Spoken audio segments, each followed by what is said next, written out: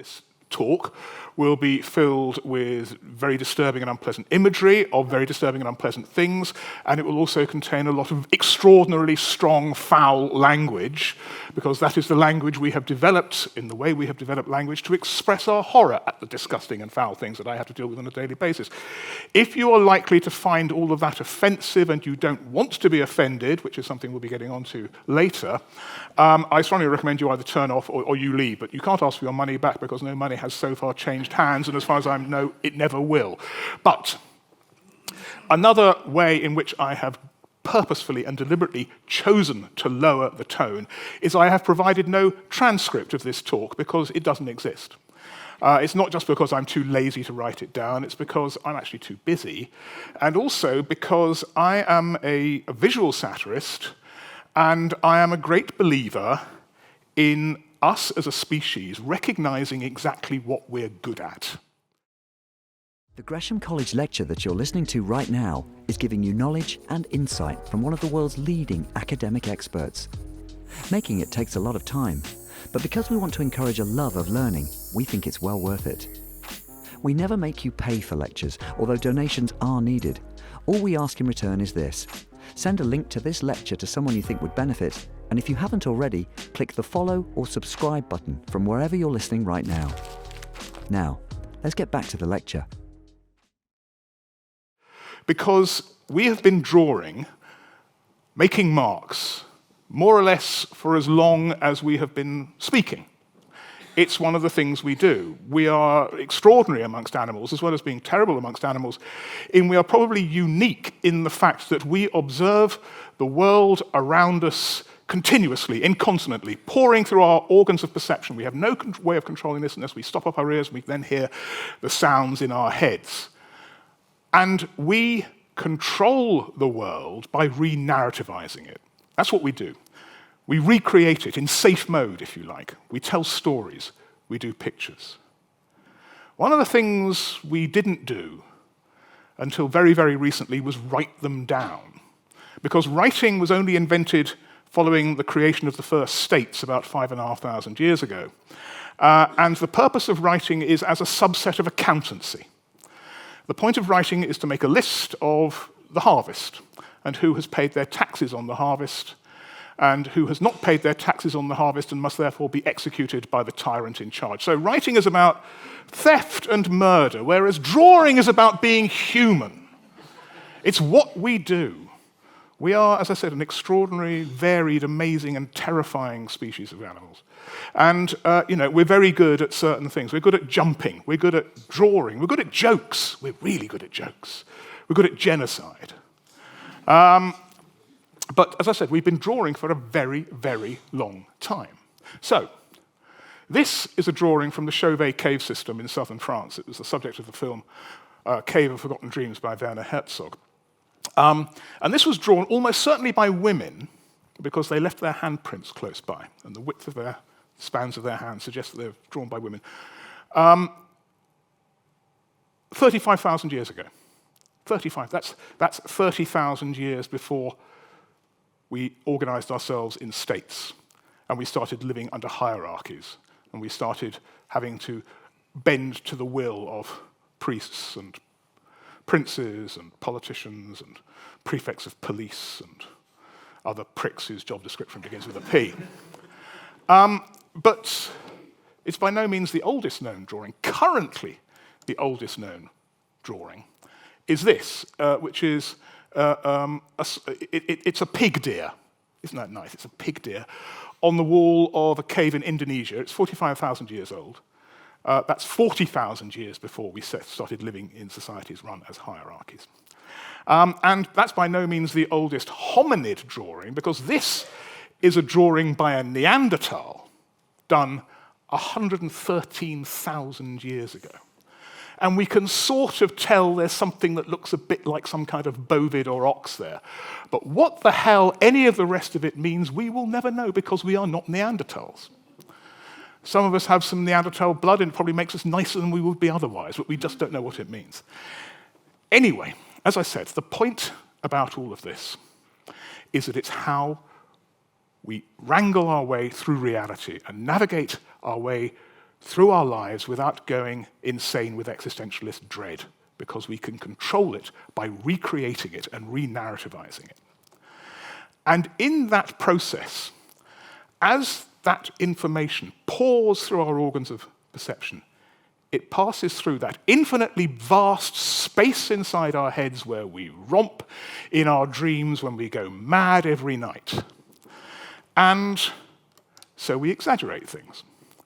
And this, again from the Chauvet cave system, the woman who drew this 35,000 years ago got to the very heart of what re-narrativization is about, because she, in seeing one of these rhinoceroses, who then wandered around the plains of southern France 35,000 years ago, recognized the most important thing about a rhinoceros. It's in the name, in the Greek, nose, horn. And so she drew this rhinoceros, but what she did, although she created a visual parable, in the exaggeration, she drew an animal which could not actually ever really exist, because the nose horn is so big it would fall flat on its face. Nonetheless, it gets to that deep truth about the nature of a rhinoceros. It's the horn and its bloody nose. Just like a parable, it gets to a deeper truth through exaggeration. And this next image, which I find is quite extraordinary, is a drawing 35,000 years ago replicating movement, drawn in a cave in almost pitch darkness. We have no idea whether they were drawing these animals to identify them, to propitiate them, or just for the sheer joy of it, or to control them. Who knows? Who knows? But as I said, as all that information ceaselessly pours through our organs of perception, it picks up on madnesses, all that mad Tourettic shit we have inside our heads, which is why we have skulls to keep it inside, except when they invented the internet. And we had a collective id we could pour all this into. It picks up mad things, and we started drawing things which have never existed except in our heads. And these are theranthropes. These are creatures drawn on a cave wall in Australia 10,000 years ago. They are human beings with animals' heads. They have never existed except in the dreams, and then the shared dreams of the artist. And a few thousand years later, that fact that we could make stuff up in our heads was so extraordinary to us that the ancient Egyptians actually deified Horus, the jackal-headed god of the ancient Egyptians, and started a trend which actually then carried on for thousands of years in Western art. It was the standard practice in the Eastern Orthodox Church always to represent St. Christopher, you know, the guy who carried Christ across the Jordan on his shoulder, with a dog's head, because at some point somebody had misunderstood the fact that St. Christopher came from Canaan and wasn't a canine. It was genuinely true. Genuinely true. And throughout medieval Europe, it was assumed where people were born in villages they then died in. They never went anywhere, except possibly on a crusade, and that was only a tiny proportion of them. The people who lived over the hill, were all assumed to have dogs' heads.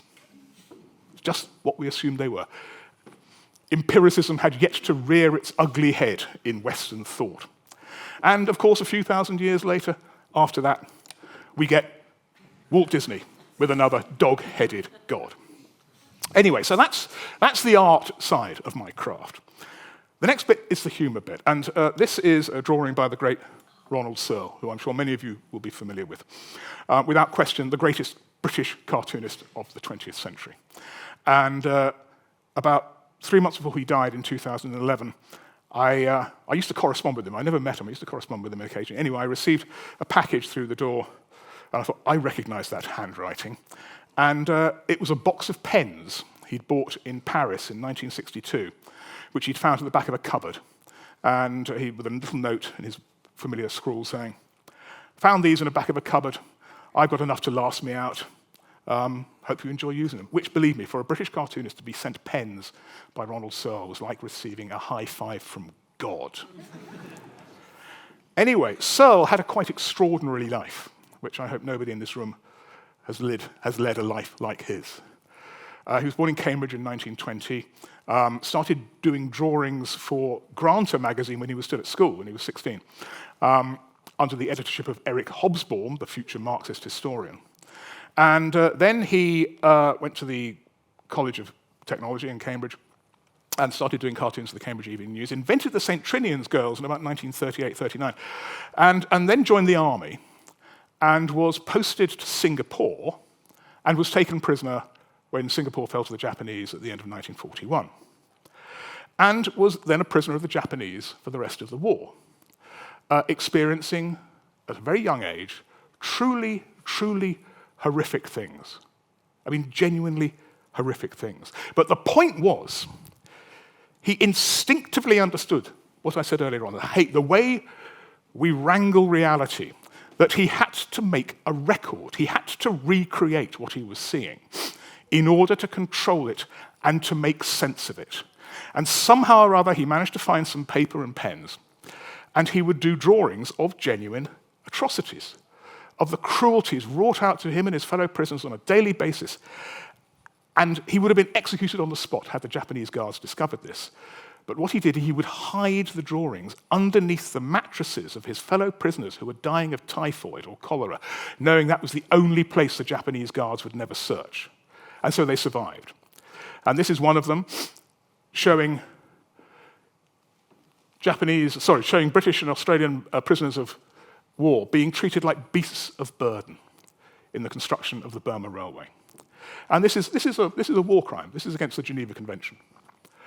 And when he was repatriated in 1945, what Searle did next is the really extraordinary thing. He took that trauma, which he had re-narrativized on paper, and he played it for laughs. He reinvented the St. Trinians, but they were much, much darker than it was before.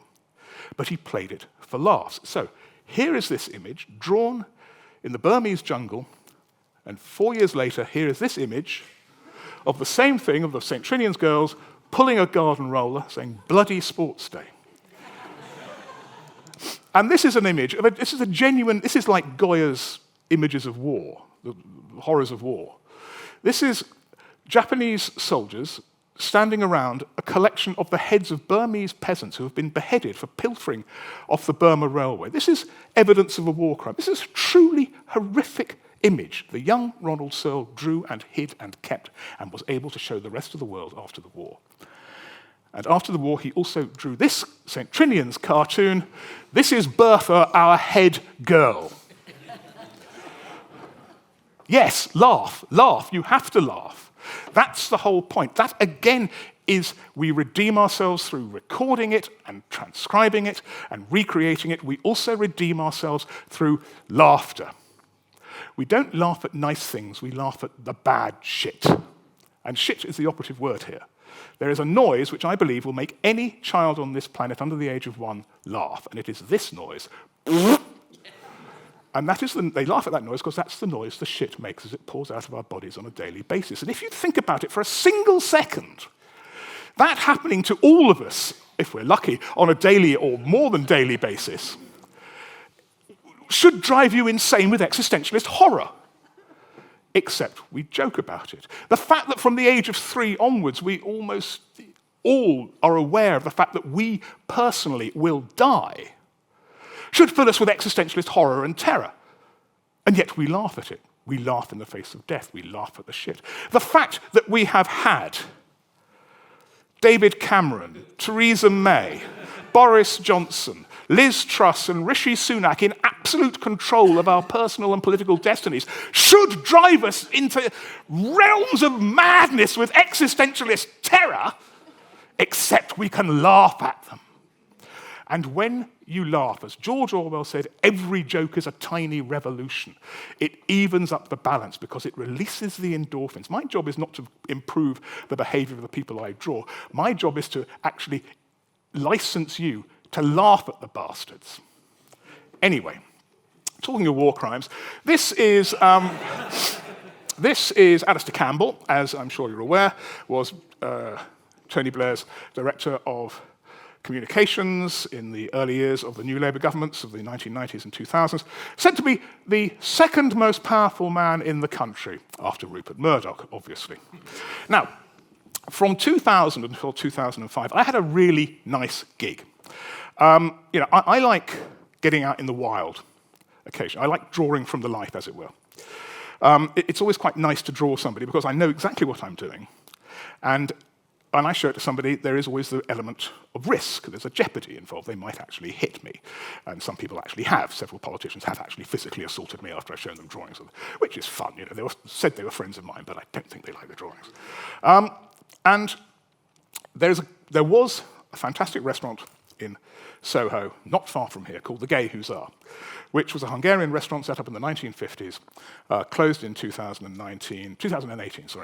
And in its heyday, in the 60s and 70s, it was, and lingering into the 80s and a bit in the 90s, it was where the political and journalistic elite would go to gossip and conspire. It said that Harold Wilson's entire cabinet would go there for lunch.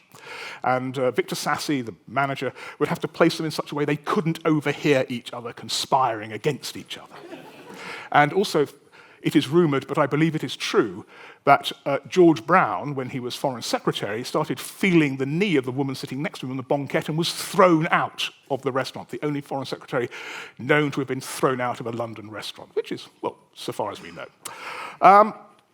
Anyway, one night I was at the process of leaving, and I said to the then manager, John Robel, I said, hey, John, how about I draw your celebrity patrons? Because this is a really interesting place. This is, the history of this place is really important, and we should record them. We should record these people during the course of their lunchtimes. And, I didn't want to get paid for it. I just wanted to sit there as an artistic process, and then we could hang them on the wall. And I used to get paid in Central European food.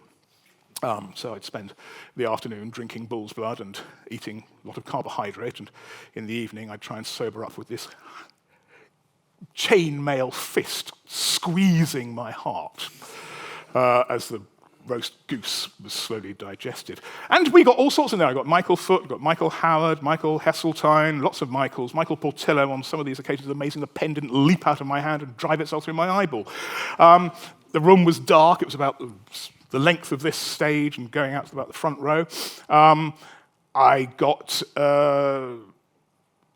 David Blunkett having lunch with a beautiful blonde American woman without realizing this is the woman with whom he was having an affair, so I missed a scoop there. And there were 60 of them, ended up there. They are now all in the National Portrait Gallery, I'm happy to say, after a dispute about ownership with the former owners of the Gay Hussar. But on the 21st of May, 2002, I remember it was my daughter's birthday, we got Alistair Campbell. And in drawing Alistair Campbell, it was the first time I genuinely understood, having by that point been a professional cartoonist for 20 years, precisely the nature of my craft. It was because, unlike all the other people I'd drawn, unlike Roy Hattersley, unlike Jack Jones, unlike Rodney Bickerstaff, unlike Keith Waterhouse, unlike Glenda Jackson, who got on with their lunch and chatted to their mates as I sat over the other side of the restaurant from them, Campbell sat there glowering at me. It was a very hot day, but you could have kept, and it was very crowded that day in the restaurant, you could have kept a side of beef in there for about 3 months. The atmosphere was so chilly. And at one point he shouted across the restaurant, "You just won't be able to stop yourself from making me look like a really bad person, will you?" To which I replied, "Alistair, I draw what I see." And that's what I saw. And I then, as was my custom, and I would do this without practicing beforehand, without making sketches. I would just draw exactly what I saw, and it would take me about 40 minutes. And I would always take it up to my victim, sitter, whatever you choose to call them, and to get them to sign it as a true record of them during the course of their lunchtime. And I gave it to Campbell, who said, and I quote exactly, "This is a good picture of Jeremy Paxman. Where the fuck is the one of me?" And this was a really amazing revelation, because I suddenly realized the nature of my craft. I was engaged not just in drawing somebody, but actually in sympathetic magic. This was deep, dark voodoo. Damage at a distance with a sharp object, in this case a pen, but nonetheless, he understood that I was taking the way he presents himself with no power over it himself, almost entirely, taking his face and recreating it, re-narrativizing it, but also controlling it by changing it through a kind of lycanthropy, through actually changing it and creating him anew, and therefore taking control of him and stealing his, for want of a better word, in his case, soul. And he knew it. Because if nothing else, Alistair Campbell, who I actually know quite well and I quite like, to be honest, he's a control freak. He knew exactly what I was doing, and he hated it. And when he said, "Where the fuck's the one of me?" he was saying, "Your bad magic has not worked. I have regained my soul," and then stuffed it back wherever he keeps his soul. So those are the ingredients. It's the art, it's the narrativization, it's the control, it's the humor, it's making us laugh through exaggeration, through ridiculous scenarios you create once you've got the caricature, and here he is spinning Tony Blair, here he is saying, "If I sex you up in 45 minutes, will you come?" and so on. And here he is in that wonderful story that broke in 2002, when the Queen Mother died, laden with age and honor, and a story broke that Alistair Campbell was putting pressure on Black Rod, the public official who was been given the task of organizing the Queen Mother's state funeral, to give Tony a bigger role in the funeral, because he played such a blinder at Diana's funeral. We don't know what the role would have been: carrying the spare wheel to the gun carriage, possibly snuggling up beside her in the casket. Anyway, the story broke, and I remember that wonderful description by John Biffin of Bernard Ingham, Margaret Thatcher's press secretary, who was described as the sewer, not the sewage, because he was briefing the lobby with damaging stories about Thatcher's cabinet colleagues, but the sewage, the shit, came directly from Thatcher. And I suddenly thought, yes, that's it. The sewers finally got blocked. And there is Alistair Campbell, but it's recognizably Alistair Campbell through the magic of caricature. That is recognizably him. And there he is, he's blocked up. And the man who broke the story is my friend Peter Oborne, who was then political editor of The Spectator, and there he is down there as a turd. And the man who tried to kill the story was the then chairman of the Labour Party, Charles Clarke, and he is down there as a tampon. Now, this is frankly disgusting filth. And I've shown this image in talks I've given in India, across Europe. In America, they go, "How the hell do you get away with that?" I say, "Well, we get away with that because we have no First Amendment guarantee of freedom of speech in this country. That's why we get away with it." And the real reason we get away with it is because we've been doing this for centuries. This was described on the Today programme on Radio 4 as frankly sulphurous. I said, "Yeah, that'll do. Frankly sulphurous, that'll do. That's fine." TripAdvisor comment, yep. And it's thanks to a beautiful moment in world history which we've all forgotten about, if we ever knew. Which happened in 1695, after the Glorious Revolution of 1688, when they were meant to renew the Royal Licensing Act in Parliament. Now, the Royal Licensing Act basically was press censorship. And when this college was founded, if somebody like me had done some drawings of the founder of this college, I would have been hanged, drawn, and quartered. By which I mean I would have been strung up by the neck, but lowered while I was still alive. I'd then have my arms and legs chopped off. I'd then be castrated. I would then have my guts wound out while I was still alive. And then I'd be beheaded, because he wouldn't have liked the drawing, because that was the punishment. The milder punishment was having your ears sheared off by the public hangman. John Prynne, the Puritan pamphleteer during the Civil War, was sentenced to have his ears sheared off, and a forgetful judge sentenced him to have them sheared off again, much to the confusion of the public executioner.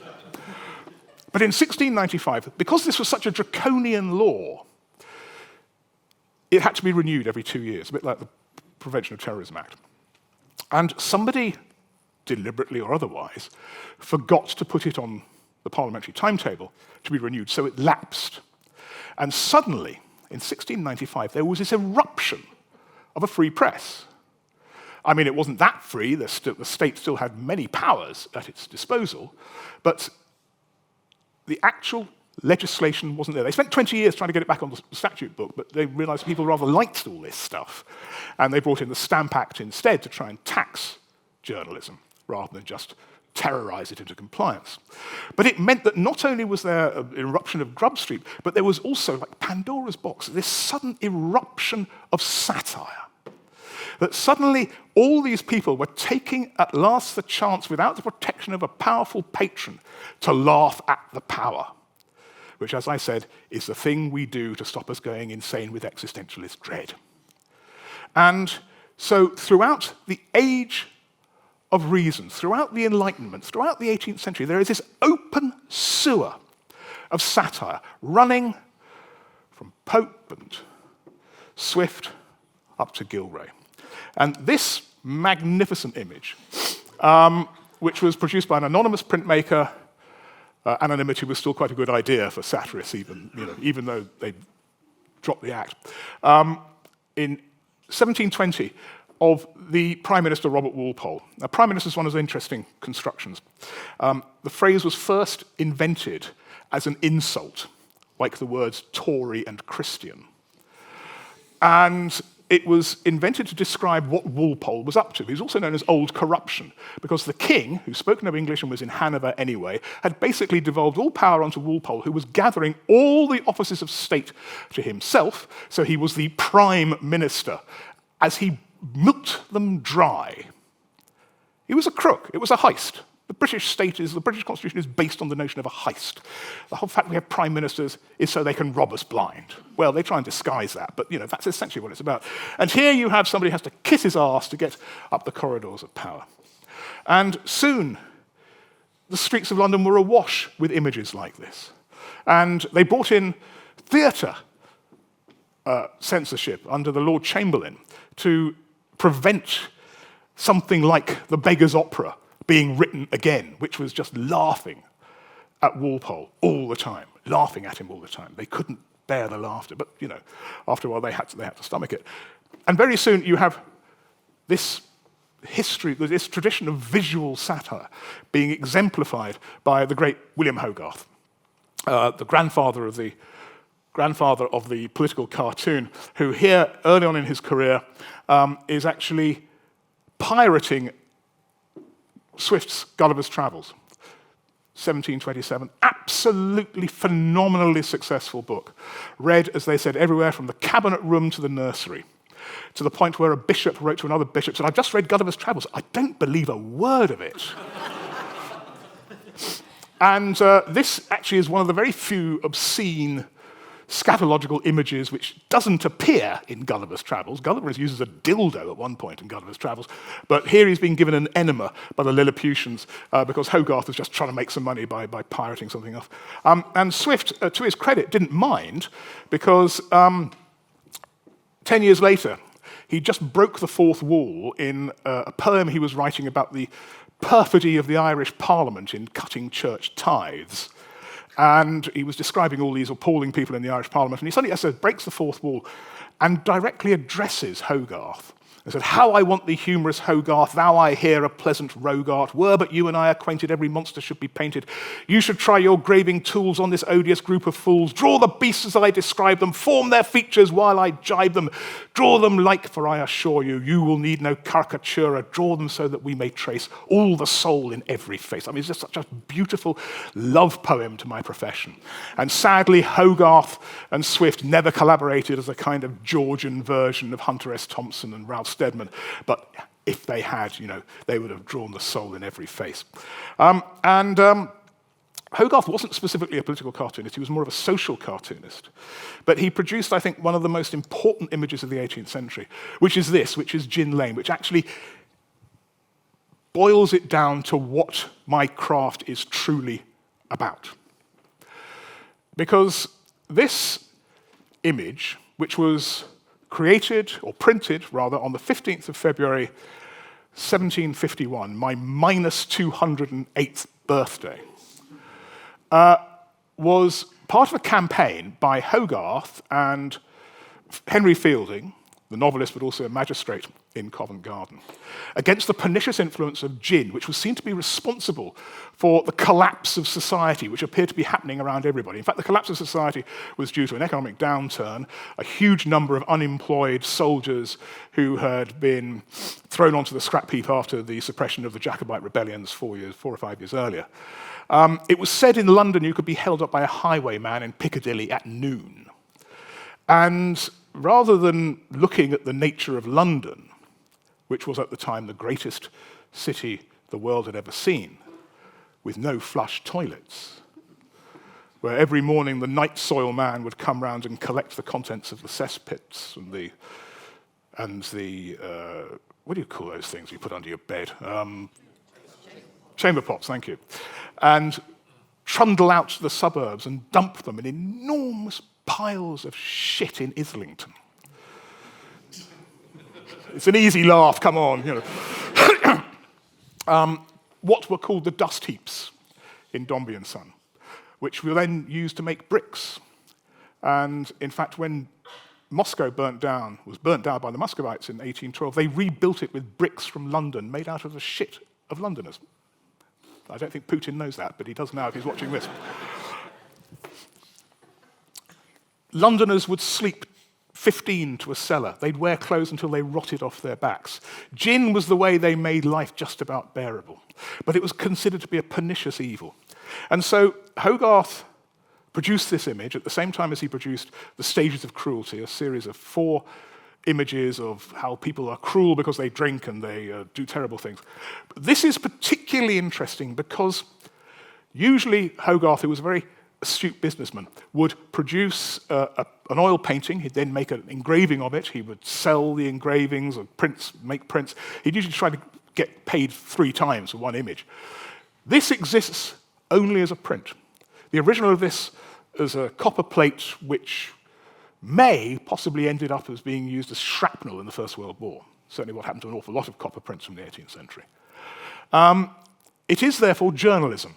It exists solely to be reproduced, which is more or less the definition of journalism. It was there to be printed on cheap paper, to be hung up in the workshops of the City of London as a lesson to young apprentices to avoid the evil drink gin. There's a companion piece to this, which is called Beer Street, which is unbelievably boring and goody-goody, because this is an extraordinarily powerful image. It's extraordinarily powerful because it's funny. It's funny throughout. It's very, very dark humour, but nonetheless it's funny. It's filled with incident. It's teeming with these wonderful incidents. So here's a ballad seller who's died of drink. There is a woman pouring drink down a baby's throat, a cripple having drink poured down her throat, a man fighting with a dog over a bone, a carpenter pawning the tools of his trade in order to buy more gin, bodies being disinterred, a drunken baker impaling his own child, a barber hanging himself because nobody's coming in to have their heads shaved, to have their wigs fitted. And this central image is inspired by one of the most notorious crimes of the early 18th century, a woman called Judith Dufour, French, mark my words, whose daughter was taken into the care of the parish, but Judith Dufour had visiting rights, so one day she and her co-conspirator went to visit the daughter in the poorhouse, took her out for the day, murdered her in order to sell her clothes to buy gin. It still resonated as one of the most horrific court cases of the early Georgian period. So that is Judith Dufour, but she is more than Judith Dufour. She is the Madonna. She is an icon. She is a pastiche of one of the central images of Christianity as the Madonna who is dropping the Christ child, the Redeemer, to his certain death. And the original sketches of this, that was the ground. Hogarth removed that so it was clear he was going to die. There is no hope here. This, you can go to where Gin Lane was. It's just the continuation of Drury Lane below New Oxford Street. It's about 300 yards from where Fagin's kitchen was. It's about 80 years difference in time, because there is an absolute difference between a Dickensian slum and a Hogarthian slum. A Dickensian slum is filled with horror and pity and hope is dashed, and then all you can do is weep. In a Hogarthian slum, there is no hope to begin with, and all you can do is laugh. That is the truth of satire. We laugh at the horror because we can do nothing else.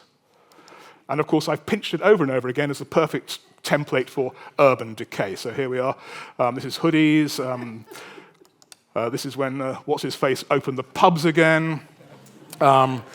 This is a pastiche about the cocaine use in the media world of London. This is, hang on, this is hen nights in central London. And at the moment, I'm actually working on a book where I'm drawing on a kind of palimpsest of Gin Lane. And so this is Gin Lane being discussed by property developers. And this is a nice image of Gin Lane tube station, which so there's Hogarth, and he cast an enormous shadow, and he cast it onto our next great hero, who is James Gillray, who was flourishing at the end of the 18th century, beginning of the 19th century, and who produced, if Gin Lane brings all the qualities of a political cartoon together, Gillray sets in concrete the template.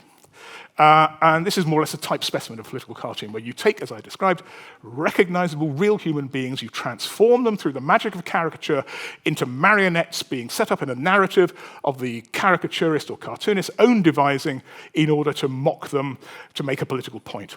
And this is the plum pudding in danger, and it's Pitt and Bonaparte dividing the world up between them. Now, the point about this is, of course, like every other cartoon, it is an allegorical image.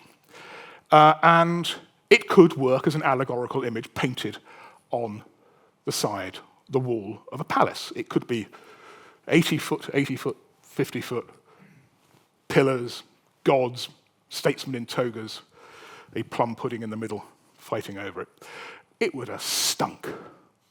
This works because this is that big. He has taken these two men who are fighting over the destiny of the world and reduced them as a long, tall streak of misery and a short ass. In exile, Bonaparte said Gillray was more dangerous to him than 12 generals because he always drew him about that tall. And they're engaged in a food fight. Look at these great men. These great men, they're just engaged in a food fight. What a ridiculous thing for them to do. It brings them down to size. It re-controls them, re-narrativizes it, evens up the score on our behalf. And this is the image which actually inspired me to become a cartoonist when I was 10 years old. I saw it in my sister's history textbook. And I just looked at this and all the other Gillrays and Cruikshanks and Rowlandsons and Tenniels, and I thought, God, this is so wonderful. This is so wonderful because we're taking the piss out of the power and we're doing it in a beautiful way. And I went to my father's old desk and I found some nibs and I started trying to crosshatch in the way that Gillray etched. And it's,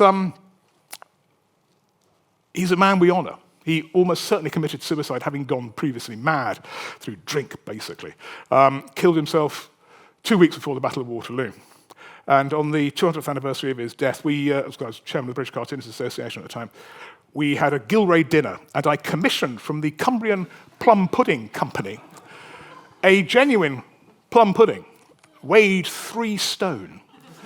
I got my 2 colleagues, Bob Moran, who was sadly gone to the bad recently, and Ben Jennings, to dress up as Pitt and Bonaparte, carving it, and then we ate it.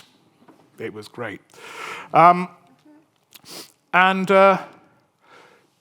point about Gillray is he never flinched from the central purpose of satire, which is not as, and Martin said, I might explain why I've never worked for Private Eye. It's because Ian Hislop hates my guts, basically. That's the simple reason. And probably because I've repeated this line very often. Ian Hislop has often said the purpose of satire is to puncture pomposity, which I believe to be one of the most pompous phrases in the English language. The purpose of satire is in the lines of the old joke about the kid who comes back from his first day at work and complains to his mum about what a bastard the foreman is. Said, well, if he's so smart and clever, how come he shits and he's going to die? And that's what it is. It's reminding those people who think they are more powerful than us, that they're better than us, they're wiser than us, they should be richer than us and more powerful than us, they should be in control of our destiny, that they, like us, shit, and they, like us, will die. It's simple as that. It's the great leveller, shitting and dying, the great leveller, great leveller. And Hogarth instinctively understood this. So this image, which I love this so much, it appears to be a jingoistic celebration of our victory at the Battle of the Nile. There's Jack Tar, the naval avatar of John Bull, biffing Bonaparte on the face, sitting astride the globe, but it's called Fighting for the Dunghill. It's just all a load of shit. And this is a very early Gillray. I discovered this for the first time 2 years ago in a print shop in London. I'd never seen it before. I thought I'd seen every single Gillray. And what it is, he did this when he was about 22, it is the only image I'm aware of a serving prime minister, in this case the Marquis of Rockingham, both vomiting and defecating simultaneously. This should be on the banknotes. This is what being British is all about, believe me. And another early Gillray, this is just a sort of cheap jibe at the Scots, because they're always good for a laugh. This is a Scotsman failing to understand how to use a latrine. But more to the point, and kicking up against the power, is this fantastic image of Pitt when they first introduced paper money to help pay for the Napoleonic Wars. And he is King Midas in reverse. So everything he touches turns to paper. But he is, again, this is tearing aside the raiments of power to show the stinking, pissing, shitting, sweating human being underneath, where he is literally vomiting money and shitting into the Bank of England. And this image about George III and his consort being told by Pitt the Younger about the assassination of the King of Denmark. There is no reason whatsoever for the king and his consort to be shown at stool, beyond the fact it's just funny to see the king having a dump, because he shits and he will die. And this wonderful, wonderful image, where it is actually a genuinely patriotic image, where the king literally embodies the nation, his head up in Northumberland, repelling the French invasion fleet by shitting out of his arsehole in Portsmouth. If you've been there recently, it could be a photograph. And let's move beyond the cloacal here. So, let's not forget the rest of it. So this is the Turkish ambassador presenting his credentials to George III at the court of St. James, which is, of course, a similar vein to this dirty postcard by Donald McGill, which was my inspiration for this cartoon about the collapse of Northern Rock. And, it's not just the Brits doing this. This is obviously the death of Marat by the great French revolutionary painter David, who likewise did this image. And that's the British establishment there. You can tell that by its black leathery wings. And you can also tell because its arsehole is the face of George III shitting bayonets on the poor. And 100 years later, this is another French cartoonist at the time of the Entente Cordiale, when Edward VII visited Paris, and there's Britannia lifting up her skirts, showing his face. And this is a frankly disgraceful image I did at the time of the London Olympics, because they were threatening to sue anybody who used the Olympic rings in an unauthorized fashion. So I was just rather hoping they'd sue me in a test case, and we could get a kind of veterinarian proctologist to bring a real five-arsed pig into court, but unfortunately they never sued. And this was an image I did the day before Obama's inauguration, where they're hosing Bush and Cheney off the Stars and Stripes. That's a Tony Blair skid mark there. And this is a cartoon I did just before, on the first anniversary of 9/11, when they were planning to invade Iraq. And Blair recalled Parliament momentarily. Oh yes, I remember Parliament. And Bush went to the United Nations. And they were basically engaged in a conspiracy that led to the deaths of hundreds of thousands of people they'd never met. And interestingly, not only did several readers complain about this, but so did the editor of The Guardian, Alan Rusbridger, the next day, saying, "Oh dear, couldn't you have put some underpants on them?" Because we all know that amongst all primates, baring your buttocks is a way of taunting somebody else. So, Alan Rusbridger, with the greatest respect to him, and the readers were more offended by the prime ministerial and presidential bottoms than they were by the fact that these men were engaged in a conspiracy to lead to the deaths of hundreds and hundreds of thousands of people they'd never met. And this is along the same theme. This is Blair about to lick the presidential bum. And I filed this, and my then editor that day was Stephen Moss, a very good friend of mine. And he phoned me up and said, Martin, I've just seen the cartoon. I've got a terrible hangover today. Any chance of making the tongue a bit smaller? It's making me feel sick. And I said, my aim is to please. And we should now have some... Look at that. Disney, nothing. Anyway, cartoon. Let's get to that. Cartoon's a bit of art history here. Cartoon. Gillray would have had no idea what you meant if you said, "Oh, you're a cartoonist." I said, "Well, a cartoon is a preparatory sketch for an oil painting." First coined 1841 in the pages of Punch magazine when they were having cartoons, sketches for the new murals in the new Houses of Parliament which were being built at the time. And Dickie Doyle showed the London poor huddling from the economic downturn, trying to keep warm in the studios where they were showing it. And that's the origin of the word. That's what cartoon comes from. Every day is a school day. And it's been an extraordinarily powerful and dominant form. The Punch, 70 years later, Tenniel, the illustrator of Alice in Wonderland, does this image of Bismarck being sacked by Kaiser William II. Both of them thought this was an absolute appropriate comment and the best comment imaginable on what had happened. And again, it's an image which we've nicked over and over again. This is when Boris Johnson was sacked for lying by Michael Howard. And this is when Liz Truss resigned. The boat sunk by this point, so she's floating up to the surface. And 40 years on, you get the great David Low, the greatest political cartoonist of the 20th century, who produces this extraordinary image. The bitterest cartoon of his career, he said, when Hitler and Stalin greet each other over the slain corpse of Poland after the Ribbentrop-Molotov Pact at the beginning of the Second World War. A cartoon I then pastiched when Tony Blair invited Margaret Thatcher to number 10 before James Callaghan, after he won in 1997. The dyed-in-the-wool socialist archipelago of Brussels, I believe. Yeah, the callous wrecker of the social fabric, I presume. Would you care for some brioche? And that's John Major under the welcome mat. Also, there's Boris and Putin. Boris at the beginning of the Ukraine war, after the Tories just about acknowledging that they'd been bankrolled by the Russians for the previous 15 years. Shh! Cut that out. Anyway, late 1920s, three men had three simultaneous insights. Interesting. The first was Konrad Lorenz, the ethologist, who established the fact that if a gosling hatches out of an egg, you can hold a wooden spoon up to it and it will imprint on the wooden spoon and it will follow it around thinking it's its mother.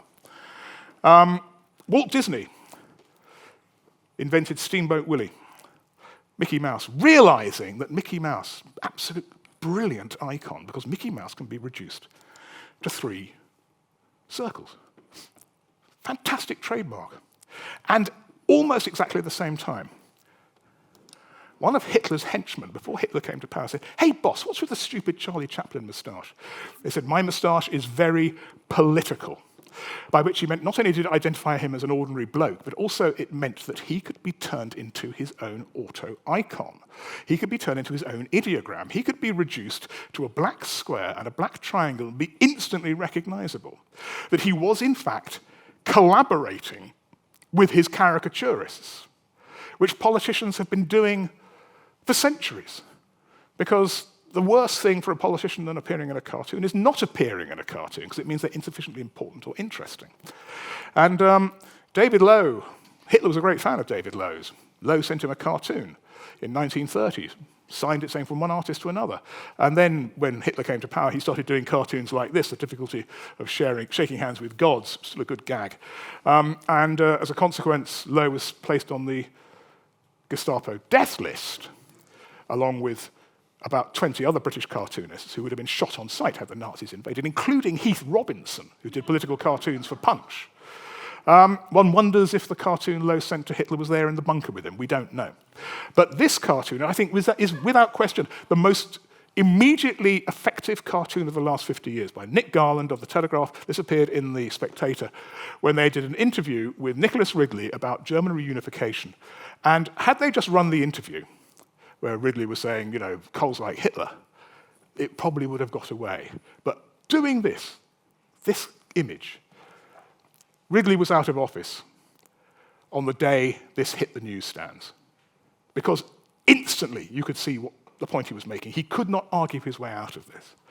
And in terms of cartoons, everybody's doing it. This is the unfortunate Georgy Pyatakov, who was the commissar for mines and was murdered by Stalin in the purges in 1937. And this is a drawing of Georgy Pyatakov by Joseph Stalin, because as the Politburo were meeting in the 1930s and transporting entire nations into Siberia and signing off the deaths of millions, they would do drawings of each other on their position papers. I didn't say all my colleagues were fun, you know. Anyway, talking again of war criminals, this is Tony Blair, ethics. Getting back to the Disney point, the three things, you have three things. Blair, mad eyes, big ears, teeth. A point I proved when I was sitting at a Oxbridge High table once, because I'd been commissioned to do a drawing of the Fellows at Feast, which I then did, and the master refused to hang it in the senior parlour, which was quite an achievement. The bloke sitting opposite me was an entomologist whose entire career was given over to teasing beetles out of the bark of tropical hardwoods. He said, "You do drawings of politicians for newspapers?" "No, I don't get that at all. Don't get it at all." And the cheese course came along, and I just did some things, and handed it, said, "Oh, fucking hell, it's Tony Blair," as indeed it was, and I ate it. And here is Blair as a skull, here is Blair as a skull chewing Corbyn's leg, here is Obama, here is not Obama. This was turned into a poster by some anarchist friends of mine who hung it up in Uxbridge. It was there for 24 hours during the rush hour. It's great. This is, you can do this at home, make your own Boris Johnson at home. I made another one for the Cartoon Museum there with Kenneth Baker, big cartoon fan. There they are again with a piñata I pimped of Nigel Farage, which got severely beaten by the comedian Mark Steele at a party we had, and was then thrown off the end of Herne Bay Pier during a cartoon festival, stuffed with chips. We threw him out, he floated on the water, floated out about 300 yards, and then the seagulls swooped down. It's great. Here's a cartoon I did in 2016 I'm very proud of, very prescient. As I said, the worst thing than appearing in a cartoon is not appearing in a cartoon. These two, as I said at an American festival I was at once, they're two cheeks of the same arse. Then it took me 15 minutes to explain what that phrase means. But both of them are narcissists. Both of them hate being laughed at. They love attention. They hate being laughed at, which is why they have tried to control the laughter agenda. I mean, Boris Johnson lands a punchline like the R101, to be honest. I mean, he is, as I've often said, a Tory's idea of funny. He's not funny, he can't tell jokes. But he plays the fool because, it will endear people to him, he thinks. But in fact, they hate it. Their skin appears to be inches thick, it's microns thin, because they are narcissistic sociopaths. And here is Johnson, the day he resigned, surrounded by his various ideas of himself. And here is 2016, that year of infamy, with Trump as a pool of puke on the bonnet of the car. Here he is, top of the world, Ma. Here he is coming back. Oh, God, this is so depressing. Art, let's have some art, let's have some art. Let's raise the tone, so I'm going to slightly overrun. I hope that's okay. So, yeah. This, of course, obviously is Botticelli's Venus. This isn't. This is more noticeably Anne Widdecombe, who you might recognize her, who's a nice woman. I mean, Anne Widdecombe and I disagree on absolutely everything, probably including breathing. But I like her, she likes me, and I drew her once for a thing I was doing for The Spectator. I drew her from the line, I was interviewing her at the same time, and she said, "It's just all jolly good fun, isn't it, all these cartoons?" I said, no, Anne, it's not jolly good. This is assassination without the blood. We're trying to destroy you. No, of course you'd have to think that. You'd have to think that, because otherwise they would go mad with existentialist dread, thinking, people like me are doing these horrible drawings of me. And I know what it's like. I mean, I've been drawn by fellow cartoonists at cartoon festivals, and somehow they manage to miss the young Harrison Ford I see in the mirror every month. And it's truly transgressive. Anyway, getting back to Botticelli's Venus, there we go, that's him. And there he is again, and there she is. And you'll see various things. You notice these things on the horizon here. They occur now and again. Those are fur cups, an homage to Merritt Oppenheimer's Objet, which is a fur cup and saucer, a surrealist objet. And as an homage, it needs to be pronounced with a thick French accent. And it is therefore a fur cup, a fur cup, a fur cup, which is how I've managed to get that obscene sexual epithet onto the pages of the Guardian on an almost bi-weekly basis for the last 12 years, which may offend you. And now we get to the crux of the matter. It may offend you. I mean, as I've warned you, if you're going to be offended, if you don't want to be offended, you should leave, but you're still here, so presumably you want to be offended. And people do want to be offended. I know this to my cost. But you know, it's partly my job. It's my job to give offence, not to have offence taken, but to give it to target offence. And you know, it's about lowering the tone. It's about making it gag. I mean, in this case, this is when the boss of Apple, whose name has just escaped me, what was he called? Steve Jobs, thank you. A truly horrible man, actually. And when he became the CEO again of Apple, he cancelled all their charitable donations. He shortened his own life by refusing to be treated by proper oncologists. I mean, he was a sort of psycho nerd, like most of them. And he died, and I thought, well, you know, this is quite a clever visual conceit of an iPad with his coffin. But on the Guardian website, people were soon saying, he's not even cold in the ground and this disgusting cartoon, because they didn't like the grief app down here. Until somebody posted a link to the genuine Apple grief app where you could take out your, you know, handheld device and you could have a picture of a guttering candle on it you could hold like an icon outside an Apple store. I mean, genuine. Likewise, when the Pope died, I thought this was actually quite a sweet cartoon. What do you mean, am I pro-life? I got death threats for this. Genuinely, people wanted me to die. They told me they wanted me to die, and they wanted to do the killing bit because of this cartoon. Likewise, this cartoon, which I did for an atheist magazine. I forgot bloody Mother's Day ago, don't worry about me. One of the board of trustees resigned in disgust because it was so horrific, because it was so offensive. It's not offensive. I mean, this is offensive. This is deliberately offensive. You know, it's putting the fundament back into fundamentalism. And this one was pretty offensive, but it wasn't as offensive as what this was another child sex abuse scandal on the part of the Catholic Church. And of course, this image, which was at the time of the Danish Cartoons row in 2007, when we had the beginning of something which now stalks the earth, which we are living with all the time, where increasingly large numbers of people, mostly thanks to that thing I referred to earlier on about how we've managed to download our collective id into the internet, and we can just look at it and wonder all the time, and hate each other forever.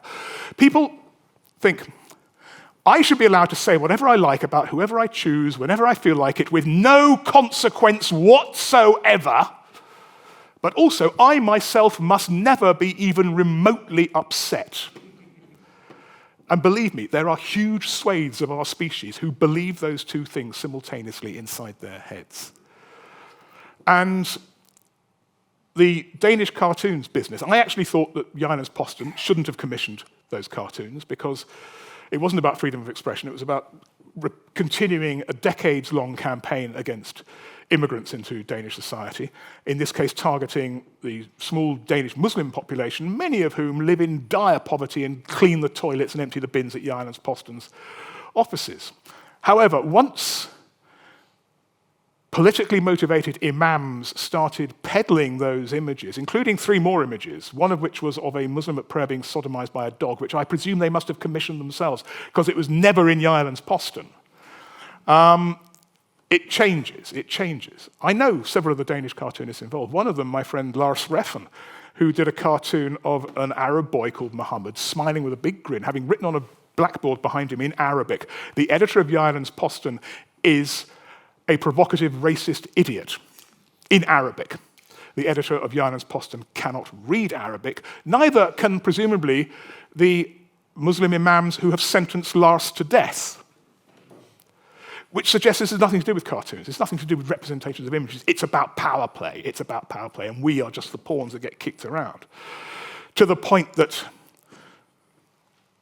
5 of my colleagues and many other people who were murdered by men wielding assault rifles shouting, "God is great," including a man we should never forget, Frederick Boiseau, who was the caretaker at Jyllands-Posten's offices, who was the first person to be murdered by those men wielding assault weapons shouting, "God is great." Because bystanders, we must never forget the bystanders who have to die for these people to pursue their political agendas and about whom they do not care one jot. And on this occasion, normally I would ring up the paper on the morning I'm going to do something. And this occasion, at the end of the week, this happened. I wanted to do a particular cartoon. I wanted to do a cartoon of the Prophet Muhammad with his head in his hands so you couldn't see his face, wearing a Not in My Name t-shirt. And I pitched this to the paper. And to their credit, they took it incredibly seriously, and they discussed it with Islamic scholars, and they discussed it with members of the British Muslim community. And they said, well, yeah, okay, we know what you're doing, and we appreciate it, but it could lead to the lives of Guardian staff in the Middle East being in genuine danger. So I said, okay, well, let's rethink this.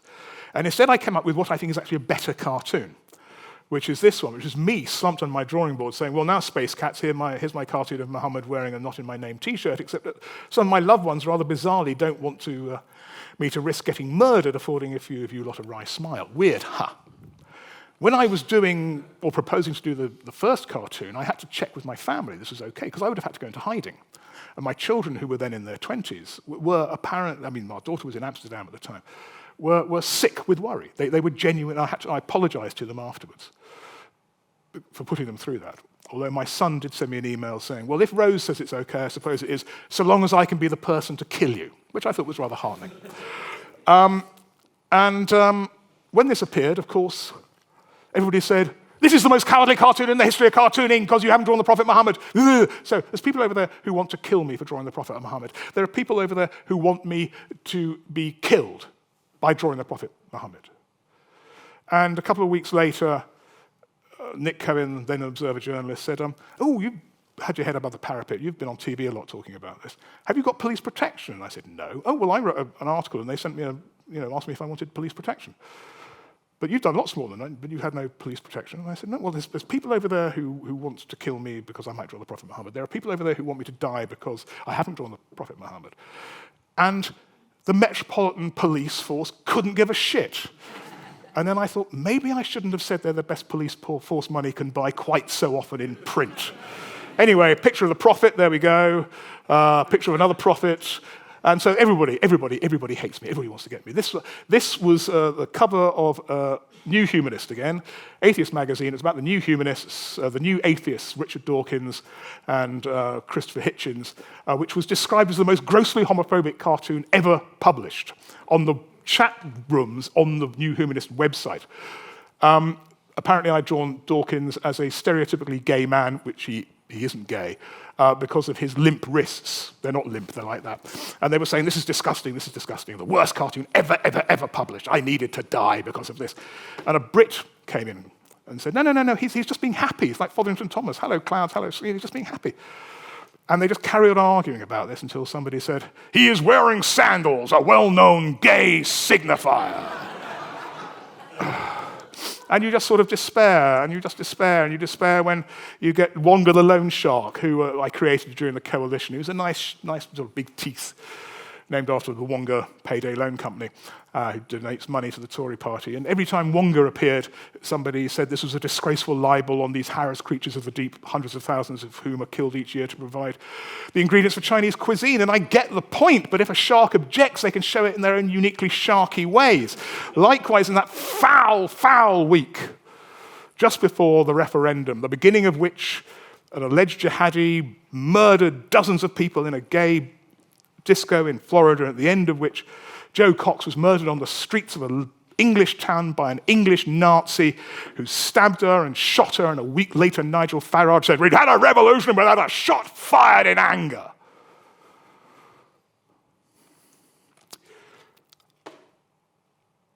And they, of course, they were described as lone wolves. Lone wolves. Nothing to do with the fact they've been radicalized on the internet where we've dumped our id. And so I did this cartoon of the lone wolves looking at the internet, being radicalized by this madness, this Tourettic madness, these endless lies and fantasies. And again, Nick Cohen went on Twitter and said, occasionally Rowson does a cartoon that sticks in the mind. This is one of those. And about 12 comments down, somebody said, but don't you think it offers a very negative view of wolves and other canid species? Likewise, when I did this cartoon on the anniversary of the Battle of Passchendaele, somebody said, this is the most offensive cartoon of all time. It wasn't the most offensive cartoon of that afternoon, for God's sake. I mean, just taking offence. I think, therefore I am offended. I'm offended, therefore I am.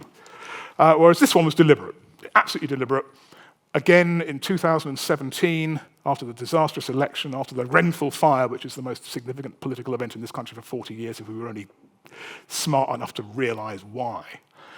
And I wanted to do a cartoon of a great leaden cloud about to crush Britain, the shape of Britain, about to crush it, just being kept off from crushing it by the shell of the Grenfell Tower. And it wasn't working. Sometimes it's in my head, I can't get onto a piece of paper that big. And so I saw this after the Finsbury Mosque attack, when a Welsh Nazi, this time, drove into a group of worshippers outside the Finsbury Mosque, murdering one of them. And the murder weapon, which is the truck, had been holed up, and it was waiting for the forensic teams to come up. And I just rang up my editor at The Guardian, Hugh Muir, and I said, hey, let's do this. And he said, yeah, why not? Let's do it. And so it says, read The Sun and the Daily Mail, because they too have politicized these people. They have radicalized these people. It's part of their agenda. And 2 days later, the Daily Mail wrote a full-page editorial. I wasn't named, because it was written by a friend of mine, actually, Roger Alton. I was imagining I was just a sort of glove puppet on the end of Kath Viner's hand. And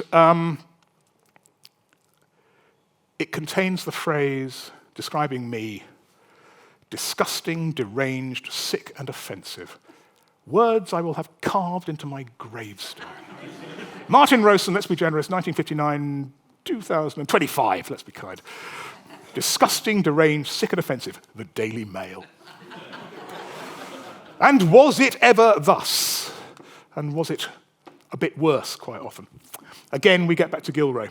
This is a cartoon he did about the Whig opposition coming to pay homage to the Prince Regent's happy news, this is the colorized version, of his daughter, Princess Charlotte, kissing her bottom. It's called The Presentation. And Gillray, rather foolishly, then called it The Wise Men's Offering. And on the basis of that, he was arrested for blasphemy.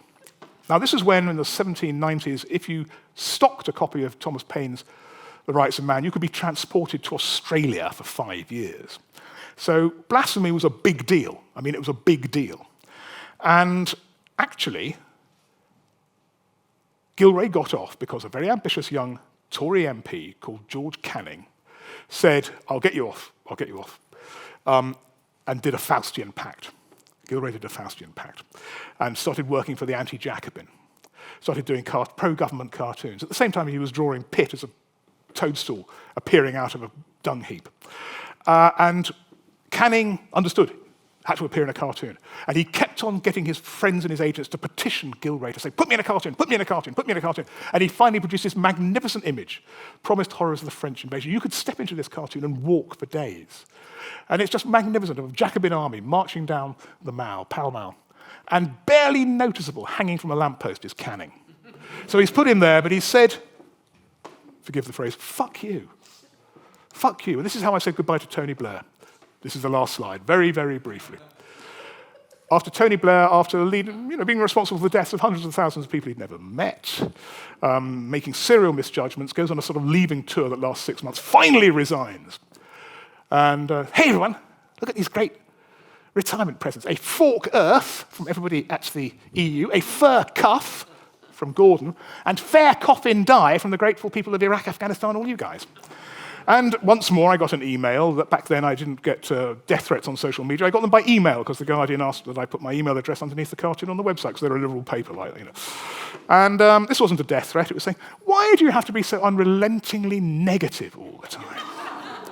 And I'll sod this, actually. This is a good cartoon. This won awards, this cartoon. So I asked back, so why do you have to email a total stranger to complain about things you didn't even have to look at in the first place? And anyway, I think fair coffin dye, in case you haven't got it, fuck off, and die. I think fair coffin dye is a really good gag. 15 minutes later, he replied, I've only just got it, that's brilliant. At which point I realized that my work that day was done, as it is here this evening. Thank you very much for listening.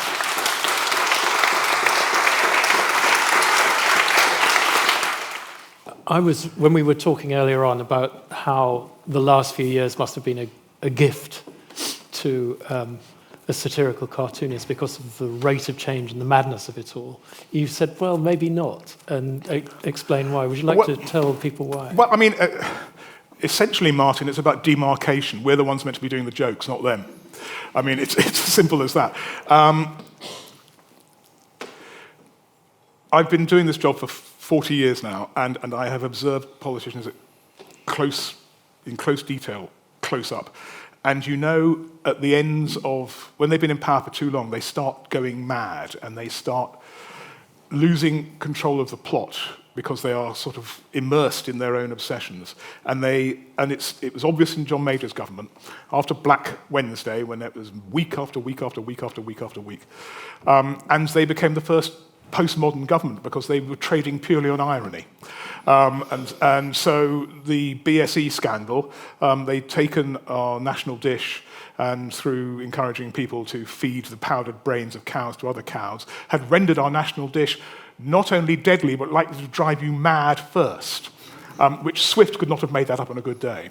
And this, all the governments, I think actually, from Cameron onwards, Blair and Brown were an entirely different kind of madness, but the Blair, from Cameron onwards, essentially they've been driven by an urge to troll Guardian readers. That's the only thing they're interested in. They're interested in annoying us, which is not a good ground for public policy, I feel. But certainly, we now get to the point where, you know, the governing party is tearing itself to pieces over a policy which is costing billions of pounds, which will involve about 12 people being sent to a East African country from which they'll probably then be deported. And again, you know, in the wildest imaginings of Rabelais or something like, you cannot think of anything quite that mad. Do you ever find yourself trying to draw a subject which is so depressing and heavy that you don't know what to do, and it kind of, you know, I have. Well, I have a sort of rather important consideration, which is if I don't file, they won't pay me. And humour is only part of the artillery of a political cartoon. You can do poignant and moving cartoons, but I think it was 2014 where absolutely everything was appalling. There was Crimea, there was ISIS, there was Gaza, there was I mean, it was just relentless, and I was doing the cartoon every day for 4 weeks because Steve Bella decided to go on holiday, and I was actually doing 6 a week. And at the end of it, my wife and I ran away to stay with some friends of ours in Greece, and I could actually literally feel the weight of the world lifting off my shoulders as I drank the first bottle of Retsina. And no, sometimes it is truly terrible. I mean, certainly the last 4 months have been terrible. How do you comment about this? How do you comment about this, particularly as it goes on and on and on, and what new do you say, what do you add to the debate, what do you add to the conversation? And, you know, likewise, after 9/11, I remember I was actually working for the Scotsman at the time, and I spent all that afternoon staring at a blank sheet of paper, thinking, how the hell do I deal with this? This is a mass grave. And I ended up doing a cartoon of this sort of skull-like pool of smoke coming out from lower Manhattan and about to bite out the flame on the torch of the Statue of Liberty, which actually, on reflection, is a pretty good response. But, you know, sometimes one feels like Wittgenstein, that of which we cannot speak, we should remain silent. But, you know, you've got to file. Well, one of the striking memories of your talk, in fact, it just dawned on me that there's an enormous number of men that you have satirized, dominantly male victims. Do you think that's accident, or just that these are the people in power? That's the patriarchy, Martin. Yeah. Well, I think I know that, but that's why I'm standing here. Well, I could have shown you lots and lots and lots of cartoons of Theresa May, but we've forgotten about her. I could have showed you lots and lots and lots and lots of cartoons of Margaret Thatcher. You draw who's there, basically. People say, why don't you do... Well, you know, every time there is a government, members of the opposition... every time there's a government, supporters of the government party will say, why don't you do a cartoon about them? Because they're not in power. That's the reason why. And, people assume I'm on the left, assume I'm on their side. Well, actually, there's three kinds of politics. There's the politics which seeks to wield power, the politics which seeks to usurp power, and the politics which seeks to thwart it. And the third is the most useless, but the most honourable. And I am there to just sort of say, whisper in their ears, not only are you mortal, but you've also got a really stupid nose. And, you shit and you're going to die. And they will take their revenge one way or another, or they'll pretend it's a matter of, they'll pretend to laugh. So I would say my role in relationship to my subjects is mind over matter. They pretend they don't mind, and I pretend I matter. So. Okay. Thanks for a great talk, a lot of fun, and I like also how you talk about how you're often friends or you like the people that you satirize or draw. And I wonder, have you ever regretted a drawing or thought in hindsight, oh, maybe I got that bit wrong, or oh, yes. was too straight? Though you may or may not be familiar with the fact that I was absent from the pages of The Guardian for 4 months last summer because of a drawing I did of Richard Sharp, which included, unbeknownst to me, what were in fact well-known anti-Semitic tropes, and I hadn't realised. And I was so ashamed that I actually asked for time off. And when it was worked out, and I apologised as I've got 3 golden rules. I never attack anybody less powerful than me. I never attack people for what they are. I attack them for what they think and do. And if I have offended somebody I haven't specifically targeted, I always apologise. And I hadn't targeted Richard Sharp, but people made the observation, well, a guy called Dave Rich, with whom I've since discussed it at length, and I had lunch with him, and we've done sort of truth and reconciliation, because then he sort of said, yes, okay, you have sinned, go in peace. And I said, I'm sorry. And if I could undraw that cartoon, I would, because it ruined my life for about, I thought my career and my reputation were destroyed. But I think I've got my honour back because people have accepted my apology. For the most part, yes, the ones I regret are the ones where I have offended people I haven't targeted. When I've targeted somebody and they are offended, that is my job. So I'm on a tour at the moment where I'm giving a talk saying, giving the gift of offence. I am giving it. When it is taken, that's different, because I haven't given it, but I actually take the offence, which is normally a reciprocal gift because I've been offended by them. That's why I'm a satirist. I'm permanently offended by the behaviour of these people. But I beautifully wrap it up in crepe paper with a lovely silk ribbon, and I place it on their doorstep, and I ring the doorbell. Then the editor of the Daily Mail opens the door after I've set fire to the present and stamps on it, and only then realises it's full of dog shit. So. I think, like me, you know why we open the paper and look for Martin's cartoons every day. What a huge privilege to hear you talk. We've really enjoyed it. Thank you very much for listening. Thank you very much indeed.